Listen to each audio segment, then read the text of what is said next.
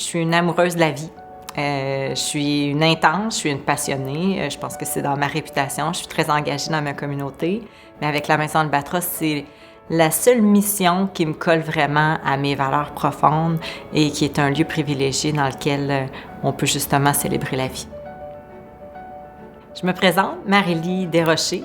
Ça fait 11 ans que je suis en relation avec la Maison Albatros à titre d'usager, de collaboratrice et partenaire et depuis quelques mois à titre de présidente de la Fondation. Aujourd'hui, dans notre société, dans notre communauté, on met beaucoup d'efforts à atteindre un certain bien-être tout au long de notre vie.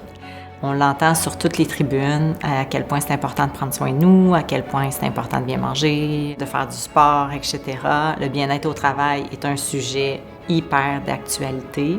Quand je parle de bien-être, c'est aussi dans nos relations avec nos familles, nos amis. On dit toujours que l'équilibre est un lieu ou un cieux à atteindre.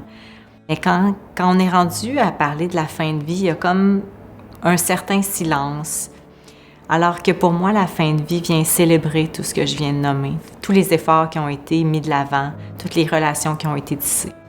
Et la Maison Albatros, c'est le lieu privilégié, notre territoire pour aller vivre ce moment privilégié qui n'est pas une fin en soi, mais plutôt une marque de reconnaissance. Puis on le sait, les services, l'accueil, un séjour, entre guillemets, à la Maison Albatros, c'est offert gratuitement. C'est la raison pour laquelle j'ai décidé de m'impliquer à la Maison Albatros et d'embrasser la Fondation Albatros pour qu'on puisse se donner le moyen de nos ambitions, pour réaliser ces petites attentions-là qui font une si grande différence pour les personnes en fin de vie, mais aussi pour leur famille. La meilleure façon d'aider la Maison Albatros, c'est d'être sincère avec ce qu'on a à offrir. On a des donateurs qui ont beaucoup de moyens, peu de temps, puis qui contribuent à la mission à leur façon, puis on en est hyper reconnaissant. À la maison, on a aussi une centaine de bénévoles qui sont là pour accueillir les familles, puis même les bénévoles offrent ce qu'ils ont de plus sincère dans leurs compétences, dans les zones dans lesquelles ils sont à l'aise. La Maison Albatros, je pense qu'elle est très ouverte à recevoir plusieurs façons ou plusieurs types de contributions.